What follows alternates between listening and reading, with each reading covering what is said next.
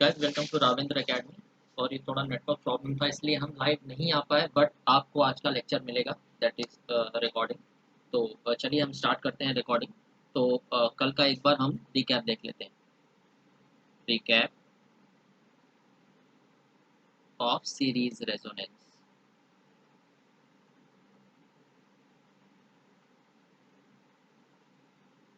Series resonance में कल हमने क्या क्या इंपॉर्टेंट चीज़ें पढ़ी थी वो हम देखते हैं। तो सबसे पहले हमने ये देखा था कि जो रेजोनेंस फ्रीक्वेंसी है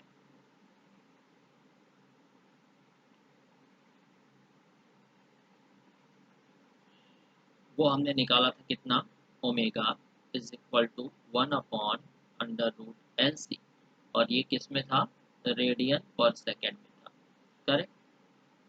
बट दो चीज़ें हमने निकाला था, हर्ट्ज में भी हमने निकाला था अगर आपको याद हो तो। ये हमने 19th लेक्चर की हम बात कर रहे हैं, राइट। तो जिसने नहीं देखा प्लीज जाके देखिए। और ओमेगा इज इक्वल टू क्या होता है, 2πf। तो f की वैल्यू अगर हम निकालें तो 2π यहाँ आ जाएगा, √LC। ये था हर्ट्ज। पहली चीज़ तो ये हमने देखा था। दूसरा हमने क्या देखा था गाइस, कि सीरीज रेजोनेंस के दौरान जो रेजिस्टेंस के अक्रॉस वोल्टेज ड्रॉप है वही टोटल वोल्टेज ड्रॉप है, प्लस जो इंडक्टर के अक्रॉस वोल्टेज ड्रॉप है वो क्वालिटी फैक्टर टाइम्स है सप्लाई वोल्टेज के। सिमिलरली जो कैपेसिटर के अक्रॉस वोल्टेज ड्रॉप है वो क्यू टाइम्स है सप्लाई वोल्टेज के। ये दो चीज़ें हमने देखी थी कल। तो यहाँ से आप देखिए BL बराबर BC है। प्लस हमने और क्या देखा था, हमने प्रूफ किया था बकायदा। प्लस हमने देखा था कि बैंड विड्थ,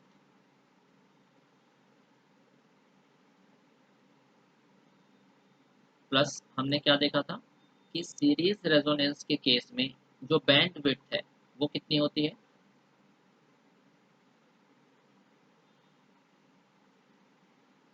बैंड विड्थ थी R/L। ये तीन फॉर्मूले हमने डिराइव कर लिए थे जो कि आपको काम आएंगे क्वेश्चंस लगाते टाइम, राइट। चलिए अब हम आगे का जो कॉन्सेप्ट है वो देखते हैं। तो कल मैंने आपको दो फॉर्मूले डिराइव कराए होंगे, आपको याद होगा। दैट इज, एक था ओमेगा 1 जिसको हम लोअर कट ऑफ फ्रीक्वेंसी बोल रहे थे। इसकी वैल्यू क्या थी, -R/2L प्लस √R/2L का square plus 1/LC। Similarly omega 2 हमने क्या डिराइव किया था, ये हमने डिराइव किया था, राइट। ओमेगा 2 हमने डिराइव किया था प्लस R/2L प्लस √R/2L का स्क्वायर प्लस 1/LC। अब ओमेगा 1 है हायर कट ऑफ फ्रीक्वेंसी, इसको लिख लीजिएगा अगर आपको प्रॉब्लम हो रही है तो। Omega 1 is lower cut off frequency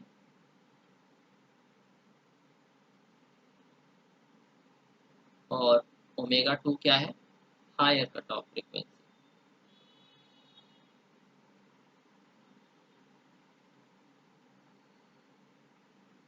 correct. तो अब ओमेगा 1 लोअर है, ओमेगा 2 हायर है, ऐसा क्यों, क्योंकि आप देख सकते हो ओमेगा 1 की वैल्यू कम है क्योंकि जो पहला टर्म है वो नेगेटिव। अब यहाँ से जो हम टर्म एज्यूम करने वाले हैं वो बहुत इंपॉर्टेंट है, उसे ध्यान दीजिएगा। मान लीजिए ये जो सेकेंड टर्म है इसकी वैल्यू है x, तो इसका जो सेकेंड टर्म है इसकी भी वैल्यू x हो जाएगी। ओमेगा 1 का सेकेंड टर्म गाइस ये भी x हो जाएगा। अब मान लेते हैं कि ये जो वैल्यू है ये है y, तो ये जो वैल्यू है ये कितनी हो जाएगी बताइए, -y। अब यहाँ से मुझे बताइए ओमेगा 1 इंटू ओमेगा 2 हम करते हैं। पहले इसको लिख लेते हैं, इसकी वैल्यू क्या हुई।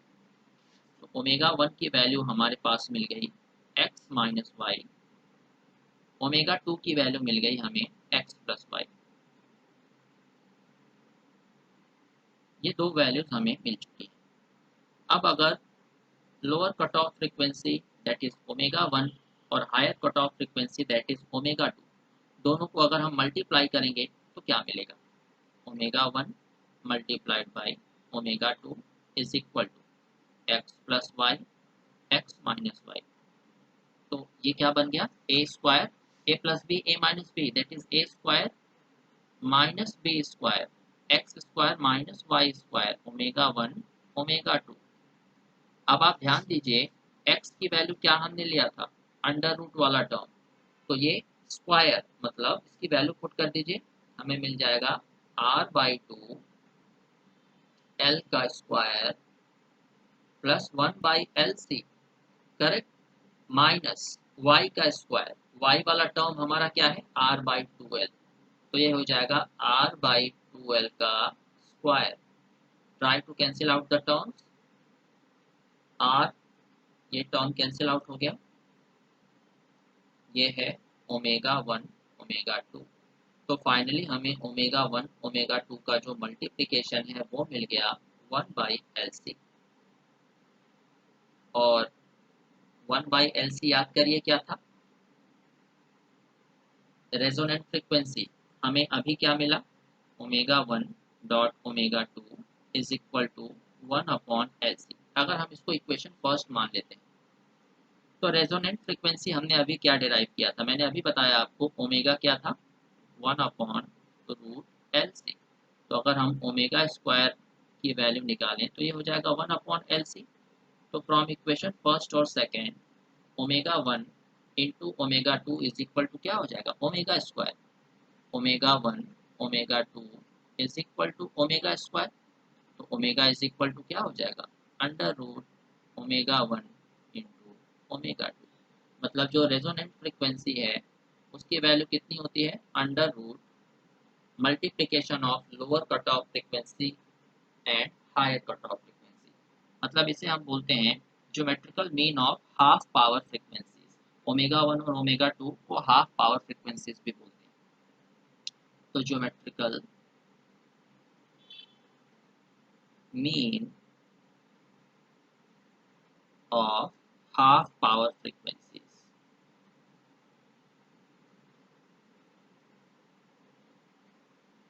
जब हम क्वेश्चंस लगाएंगे तो ये सारी चीजें क्लियर हो जाएंगी, आप देखोगे कि हर एक टर्म यूज होगा क्वेश्चन में और आप क्वेश्चन को आसानी से लगा पाओगे। चलिए अब नया कॉन्सेप्ट देखते हैं, न्यू कॉन्सेप्ट।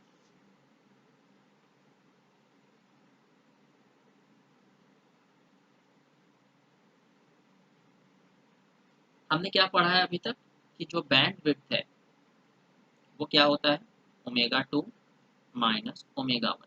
और बैंड विड्थ ही सीरीज रेजोनेंस के लिए क्या प्रूव किया है हमने r/l। तो इसको ले लेते हैं इक्वेशन फर्स्ट और ओमेगा से डिवाइड कर देते हैं दोनों साइड। तो omega 2 minus omega 1 upon omega, omega क्या है resonant frequency, is equal to r upon omega l। तो अब मुझे बताइए ओमेगा 2 माइनस ओमेगा 1 है बैंड विड्थ, ओमेगा है रेजोनेंट फ्रीक्वेंसी, और हम जानते हैं क्वालिटी फैक्टर क्या होता है ओमेगा l/r। तो इसको 1 अपॉन क्वालिटी फैक्टर लिख सकते हैं। तो यहाँ से अगर हम क्वालिटी फैक्टर निकालें तो क्या हो जाएगा ओमेगा अपॉन बैंड विड्थ। मतलब अगर रेजोनेंट फ्रीक्वेंसी हमारी कांस्टेंट है तो जो क्वालिटी फैक्टर है वो इन्वर्सली प्रोपोर्शनल हो जाता है बैंड विड्थ के। मतलब जितनी ज़्यादा बैंड विड्थ होगी उतनी ही कम क्वालिटी होगी वाई की। करेक्ट, ये चीज़ आपको याद रखनी होगी, ये आपको क्वेश्चन आएगा निकालने के लिए, राइट। अब नेक्स्ट आज का जो टॉपिक है वो स्टार्ट करते हैं। सीरीज रेजोनेंस हमारा कंप्लीट हो चुका है, अब हम बात करते हैं पैरेलल रेजोनेंस। तो हेडिंग डाल लीजिएगा पैरेलल रेजोनेंस।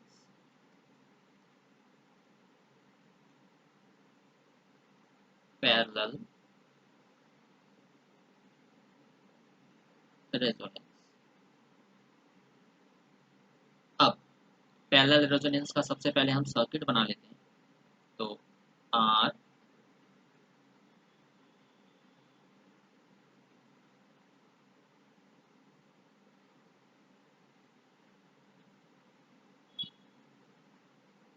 एल सी, और यहाँ से हम दे रहे हैं करंट सोर्स आई, और इस करंट सोर्स के अक्रॉस मान लेते हैं कि वोल्टेज बी है। यहाँ से करंट आ रहा है आई आर, यहाँ से करंट आ रहा है आई एल, यहाँ से करंट आ रहा है आई सी। ये है आर, ये है एल, ये है सी। रेजिस्टेंस, इंडक्टेंस और कैपेसिटेंस सारे के सारे पैरेलली कनेक्टेड। तो यहाँ से हम पहले सीरीज में हम क्या निकाल रहे थे, इम्पीडेंस। यहाँ पे हम क्या निकालेंगे, एडमिटेंस। आसान हो जाएगा, राइट। आप चाहो तो इम्पीडेंस निकाल सकते हो, बट वो कॉम्प्लिकेटेड हो जाएगा। तो हम वाई निकालते हैं। वाई पैरेलल सर्किट का क्या हो जाएगा, 1/r plus 1/xl plus 1/xc। तो y is equal to 1/r plus xl क्या होता है, j omega l plus xc क्या होता है, 1/j ओमेगा c। तो यहाँ से आइए, y is equal to 1/r is equal to sorry plus y is equal to 1/r plus 1/j omega l, और j ओमेगा c क्या हो जाएगा, ऊपर चला जाएगा, प्लस j ओमेगा c। तो y is equal to 1/r plus j omega c।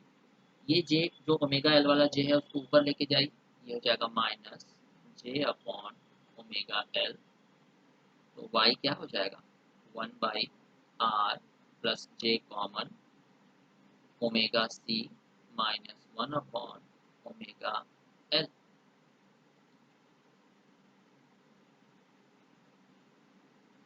Right.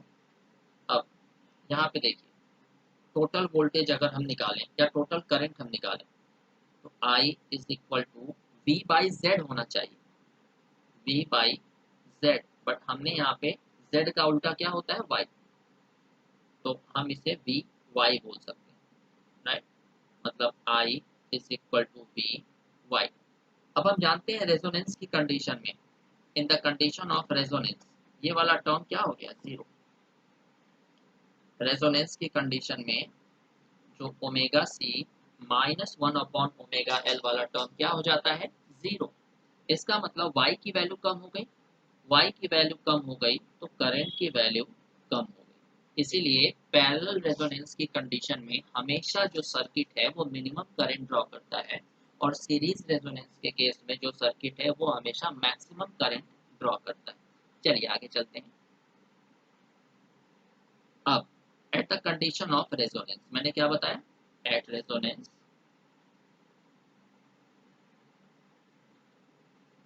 Resonance imaginary term zero, omega L minus omega C minus omega L is equal to zero. तो omega C is equal to 1/ओमेगा L. तो omega square is equal to 1/LC, या omega is equal to 1/√LC। ये हो जाएगा radian पर second. तो आप देख सकते हो पैरेलल रेजोनेंस के केस में भी जो रेजोनेंट फ्रीक्वेंसी है वो सेम है, किसके, सीरीज रेजोनेंस फ्रीक्वेंसी के बराबर।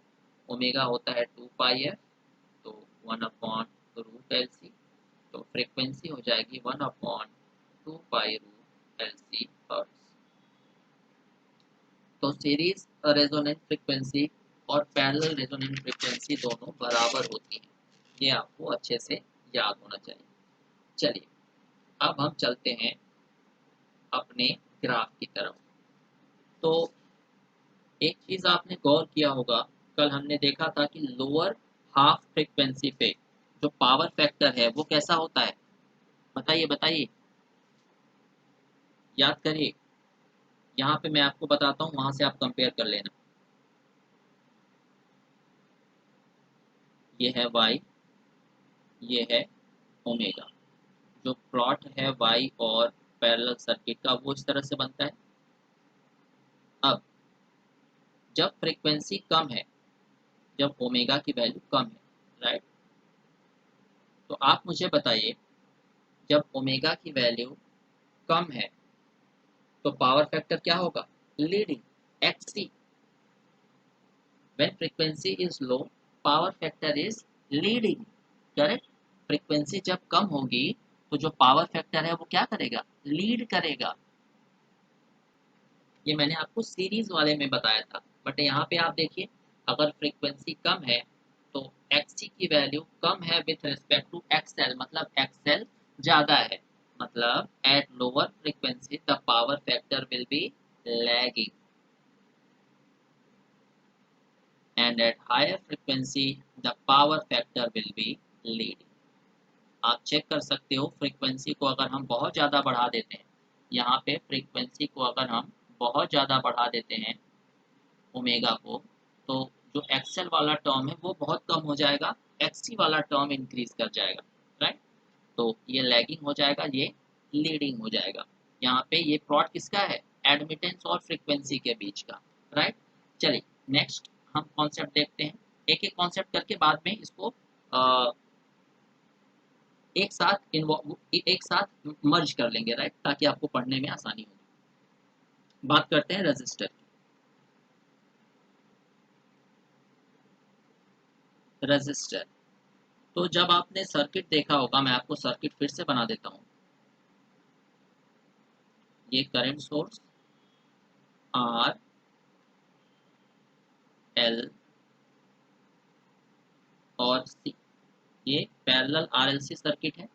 यहाँ से करंट जा रही है टोटल आई, यहाँ से करंट जा रही है आई आर, यहाँ से करंट जा रही है आई एल, यहाँ से करंट जा रही है आई सी। तो जब हम रजिस्टर की बात करते हैं तो रजिस्टर में जो करंट जाएगी वो कितनी जाएगी, V अपॉन R। मैंने आपको बताया था कि जो करंट सोर्स है इसके अक्रॉस टोटल वोल्टेज है V, मतलब इन तीनों कंपोनेंट के अक्रॉस वोल्टेज है V। तो रजिस्टर में कितनी करंट जाएगी, I R is equal to V upon R. ये L है, ये C है। तो वोल्टेज क्या होता है, V इज इक्वल टू क्या होगा, I into R, right.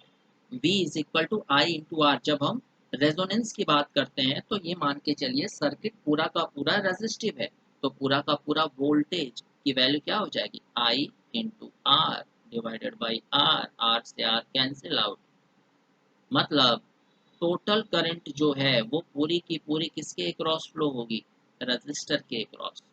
Series resonance में क्या हो रहा था, पूरा का पूरा वोल्टेज रजिस्टर के अक्रॉस ड्रॉप हो रहा था।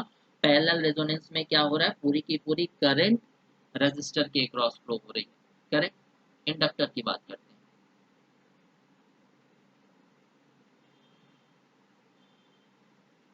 इंडक्टर की बात करते हैं तो आई एल, इंडक्टर से जो करंट जा रही है उसकी वैल्यू कितनी हो जाएगी, V upon XL, right.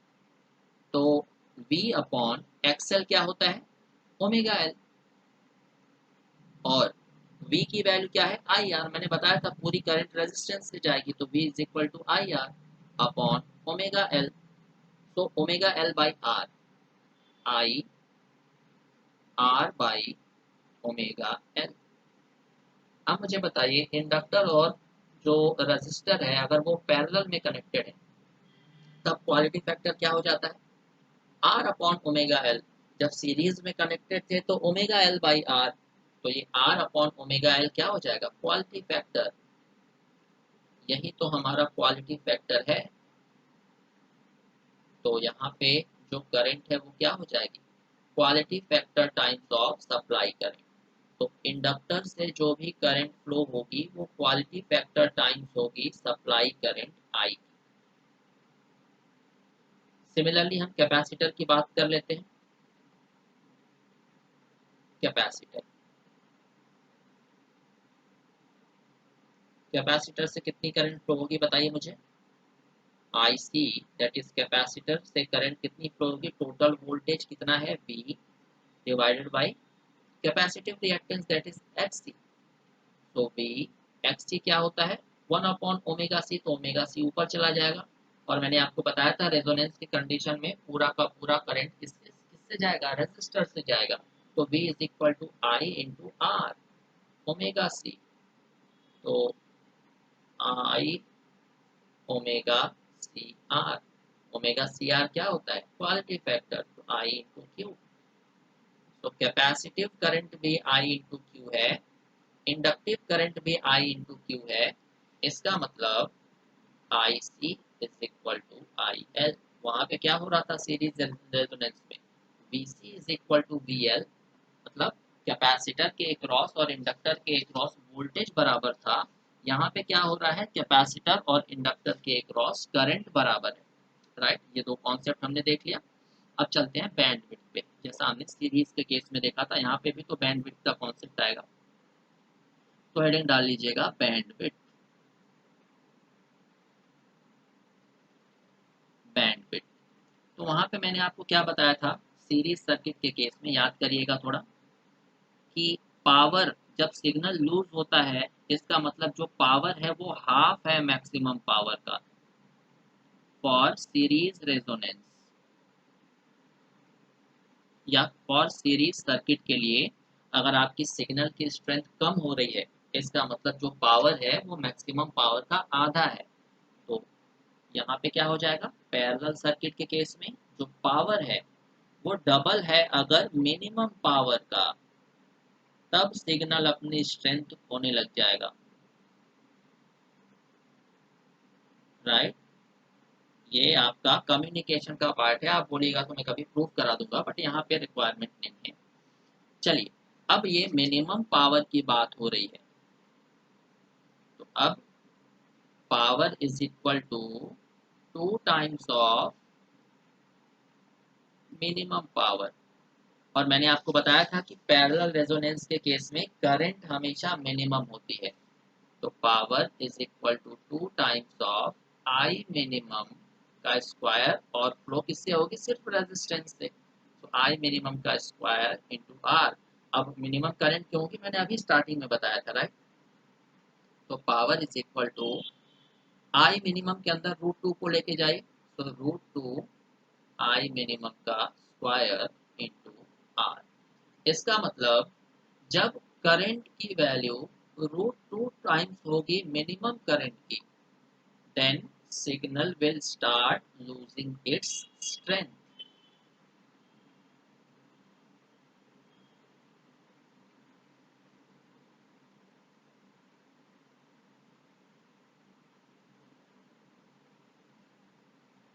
Losing its strength. Right, अब मुझे एक चीज बताइएगा, टोटल करंट कितनी फ्लो हो रही है सर्किट से। जब हम टोटल करंट की बात करते हैं विदाउट रेजोनेंस, ये जो मिनिमम करंट फ्लो हो रही है, ये तो भाई रेजोनेंस की कंडीशन की बात हो रही है ना, तब तो मिनिमम करंट है। जब हम नॉर्मल करंट की बात करते हैं तो यहाँ पे तो टोटल इम्पिडेंस आएगा, one I by I is equal to क्या आ जाएगा, V by Z. V by Z लिखें या हम वी वाई लिखें, एक ही बात है, क्योंकि 1/z y होता है √2। बट आई मिनिमम की अगर हम बात करेंगे तो ये सीधी सीधे रेजोनेंस की बात हो रही है, मतलब v बाई आर। सिर्फ रेजिस्टेंस आएगा यहाँ पे, इम्पिडेंस एडमिटेंस नहीं आएगा। v से v कैंसिल आउट हो गया, हमें क्या मिल रहा है यहाँ पे, y is equal to √2 divided by R. अगर नहीं समझ में आ रहा है तो आप लोग मुझसे पूछ सकते हो, आप लोग व्हाट्सएप से कनेक्टेड हो। राइट, चलिए y की वैल्यू हमने स्टार्टिंग में क्या निकाली थी, याद करिए, √1/r² plus omega C minus 1/ओमेगा एल का square is equal to √2/r। ये y की वैल्यू हमने स्टार्टिंग में निकाली हुई है भाई। अब देखिए, दोनों साइड स्क्वायर करिए, तो यहाँ से आ जाएगा 1/r² plus omega C minus 1/ओमेगा एल का स्क्वायर इज इक्वल टू, इसका स्क्वायर करेंगे ये हो जाएगा 2/r²। तो 2/r², ये 1/r² आ जाएगा इधर माइनस में, तो इसको हम लेके आ जाते हैं इधर -1/r²। तो सिंपली हमें मिल जाएगा ओमेगा सी माइनस 1/ओमेगा एल का square is equal to 1/r²। दोनों साइड हम ले लेते हैं क्या, अंडर रूट। क्या मिलेगा हमें, ओमेगा सी माइनस 1/ओमेगा L is equal to 1/r। अब यहाँ से दोस्तों दो केस बनेंगे। केस वन बनेगा हमारा कौन सा? केस वन हमारे पास बनेगा जब omega C minus one upon omega L की वैल्यू -1/r है। केस टू, केस टू क्या बनेगा? जब omega C -1 upon omega L की वैल्यू +1/r, मतलब ओमेगा सी की वैल्यू यहाँ पे ज़्यादा है, ऊपर वाले में 1 अपॉन ओमेगा एल की वैल्यू ज़्यादा है, इसलिए नेगेटिव आ रहा है। तो सबसे पहले हम एनालिसिस करते हैं केस वन का। सेम उसी तरह से करना है जो हमने पहले किया हुआ है सीरीज रेजोनेंस में, बस उल्टा कर देना है, खुद से ही उल्टा हो जाएगा। केस वन, केस वन क्या है दोस्तों? Omega C -1 upon omega L is equal to -1/r।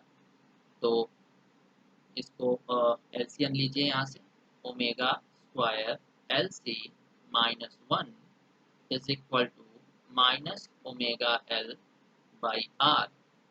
तो omega square L C plus omega L by R plus one, sorry -1,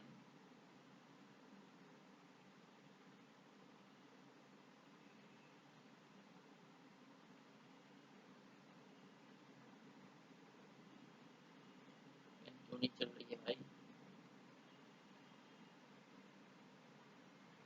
okay, तो -1 इज इक्वल टू 0। जब हम, ये हमें मिल गया क्वाड्रेटिक इक्वेशन, जब हम इसे सॉल्व करेंगे तो हमें क्या मिल जाएगा? Omega one. और ओमेगा वन क्या होता है आपको पता है अच्छे से, lower cut off frequency. Omega one हमें क्या मिल गया? Lower cut off frequency. जब आप इसे सॉल्व करोगे ना, इस इक्वेशन को, क्वाड्रेटिक इक्वेशन को, बी स्क्वायर माइनस 4ac वाले फॉर्मूले से, तो आपको मिलेगा -1/2rc प्लस √1/2rc का स्क्वायर प्लस 1/LC। ये हमें मिल गया लोअर कट ऑफ फ्रीक्वेंसी। अब हम बात करते हैं केस टू का।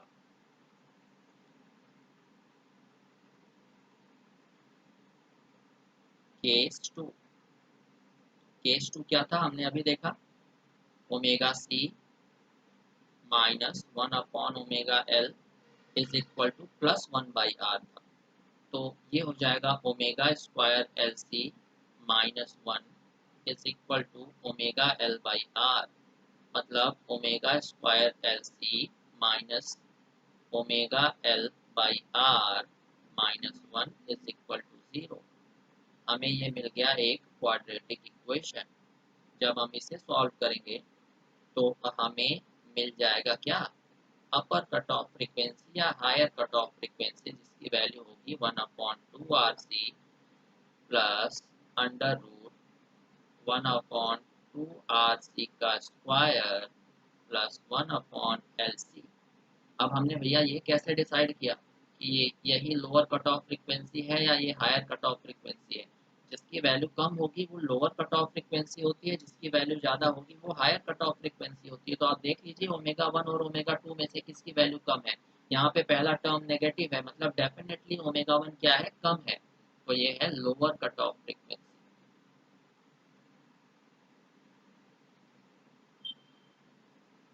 और नीचे वाला क्या है?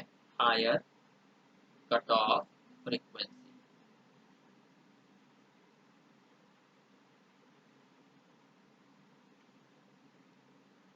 तो यहाँ से हम बैंड विड्थ निकाल सकते हैं। Bandwidth for parallel circuit,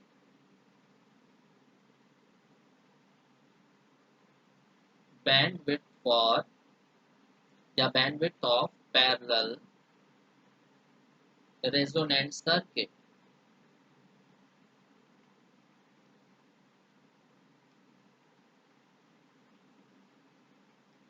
मैंने आपको पहले ही बताया है बैंड विड्थ क्या होता है, W2 minus W1, omega two minus omega one.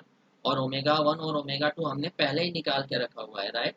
तो बैंड विड्थ क्या हो जाएगा? Omega two minus omega one. Omega two हमने क्या निकाला है?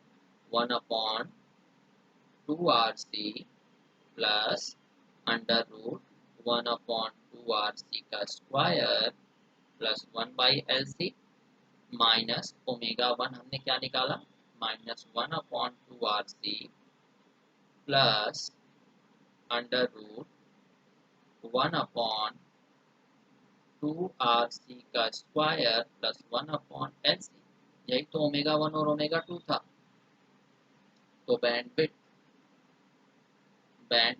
इज इक्वल टू, अब ट्राई करिए कैंसिल आउट करने का, ये माइनस अंदर जब मल्टीप्लाई होगा तो ये ब्रैकेट जब हम हटाएंगे तो ये प्लस हो जाएगा और ये हो जाएगा माइनस, राइट। जब आप ब्रैकेट हटाओगे तो ये प्लस हो जाएगा, ये माइनस, तो ये कैंसिल आउट हो गया। बच क्या रहा है हमारे पास गाइस, 1/2 RC प्लस 1/2 RC। तो जब हम इसे सॉल्व करेंगे तो बैंडविड्थ हमें मिल जाएगा 1/RC। ये है bandwidth of parallel resonant circuit.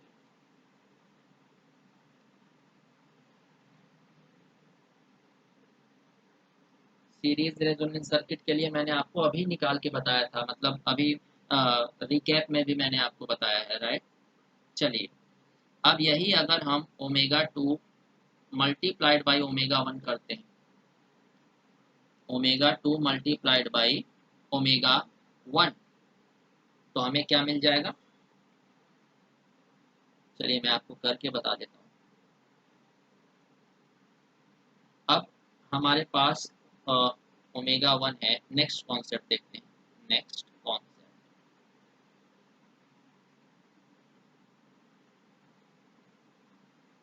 तो हमारे पास ओमेगा 1 है -1/2 RC plus under root 1/2 RC का स्क्वायर प्लस 1/LC। ओमेगा 2 क्या है हमारे पास, plus 1/2 RC plus under root 1/2 RC का स्क्वायर प्लस 1/LC। हम इसको मान लेते हैं जैसे पहले माना था, इसको मान लेते हैं x, तो ये भी क्या हो जाएगा x। अगर ये है y तो ये हो जाएगा -y। तो यहाँ से W1 ओमेगा 1 क्या हो जाएगा, x माइनस वाई, और W2 क्या हो जाएगा, x प्लस वाई। तो दोनों को अगर हम मल्टीप्लाई करें W1 डॉट W2 तो हमें मिल जाएगा x minus Y, x plus Y, a plus B A minus B. तो W1 W2 is equal to a square minus B square, x square minus Y square. तो W1 W2 x square मतलब 1/2 RC, ये root वाले का square तो root हट जाएगा, plus 1/LC minus Y का स्क्वायर, तो दैट इज 1/y का स्क्वायर। हमें क्या मिल जाएगा, 2 RC का स्क्वायर। तो ये कैंसिल आउट हो जाएगा, ये कैंसिल आउट, ये कैंसिल आउट। तो फाइनली हमें ओमेगा 1 डॉट ओमेगा 2 कितना मिल जाएगा, 1/LC। ये सारे कॉन्सेप्ट न्यूमेरिकल्स में काम आ गया, राइट। तो ध्यान से पढ़िएगा इसको। Omega 1 dot omega 2 is equal to 1/LC। और स्टार्टिंग में मैंने आपको क्या बताया, 1/LC क्या होता है, रेजोनेंट फ्रिक्वेंसी का स्क्वायर। तो यहाँ पे भी जो रेजोनेंट फ्रिक्वेंसी का फ्रिक्वेंसी है वो रूट टाइम्स रूट होगी multiplication of higher and lower cut off frequency, correct.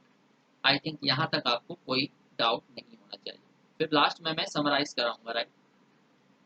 Next concept,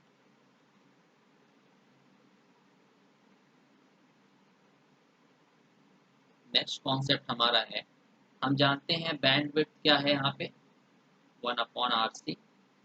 bandwidth क्या होता है, omega 2 minus omega 1 is equal to 1/RC। अगर हम ओमेगा का मल्टीप्लिकेशन और ओमेगा का दोनों तरफ डिवीजन करते हैं, ओमेगा 2 माइनस ओमेगा 1 हम जानते हैं क्या होता है, बैंडविड्थ।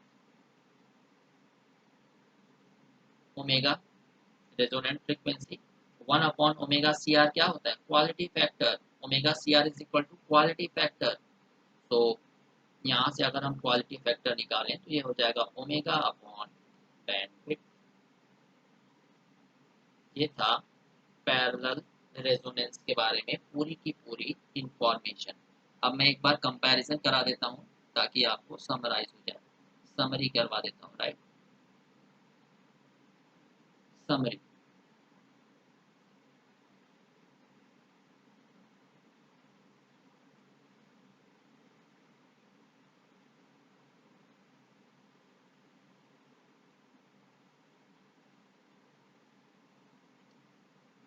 समरी कर लेते हैं।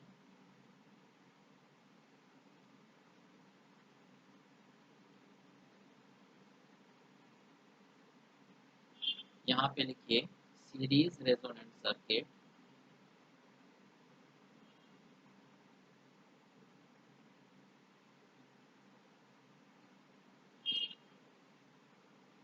और यहाँ पे लिखते हैं पैरेलल रेजोनेंट सर्किट।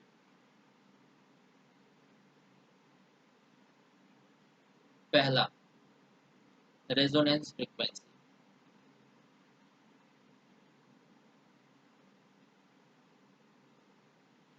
क्या होता है, 1/2π√LC हर्ट्ज। यहाँ पे भी रेजोनेंट फ्रीक्वेंसी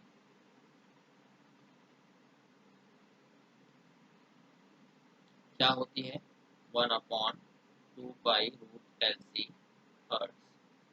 दूसरा, current is maximum, circuit current is maximum.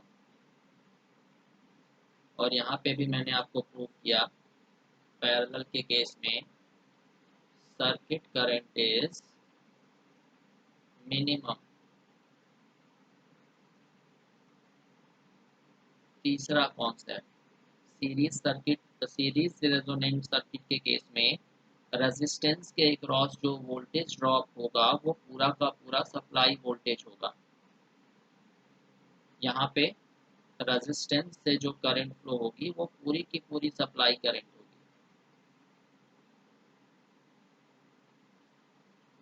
Fourth concept, capacitor voltage quality factor times होगा सप्लाई वोल्टेज के, inductor voltage quality factor times होगा सप्लाई वोल्टेज के।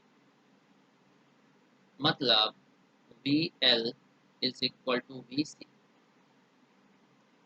यहाँ पे जो इंडक्टर करंट है वो क्वालिटी फैक्टर टाइम्स होगी सप्लाई करंट के, यहाँ पे जो कैपेसिटर करंट है वो क्वालिटी फैक्टर टाइम्स होगी सप्लाई करंट के। मतलब IL is equal to IC। पांचवा कॉन्सेप्ट,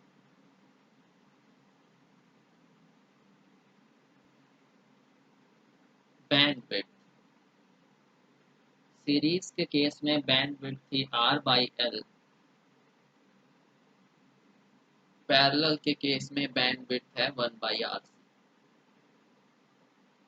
सिक्स्थ कॉन्सेप्ट, जो रेजोनेंट फ्रीक्वेंसी थी सीरीज के केस में वो रूट टाइम्स थी W1 और W2 का मल्टीप्लिकेशन। सिमिलरली यहाँ पे भी जो रेजोनेंट फ्रीक्वेंसी थी वो √2 टाइम्स है W1 इंटू W2 का, करेक्ट। और last concept that is seventh concept. Seventh concept आपका है कि जो क्वालिटी फैक्टर है वो रेजोनेंट फ्रीक्वेंसी अपॉन बैंडविड्थ है। मतलब quality factor is inversely proportional to bandwidth. Similarly quality factor is resonant frequency upon bandwidth, मतलब quality factor is inversely proportional to bandwidth. ये आपका पूरा का पूरा स्पेसिफिकेशन है। इन इतने कॉन्सेप्ट से आप कोई भी क्वेश्चन सॉल्व कर सकते हो। तो चलिए मिलते हैं हम अपने नेक्स्ट लेक्चर में क्वेश्चंस की प्रैक्टिस के साथ, राइट। तो thank you very much for watching this video. Video को ज़्यादा से ज़्यादा शेयर करिए ताकि और बच्चे आएँ। Thank you.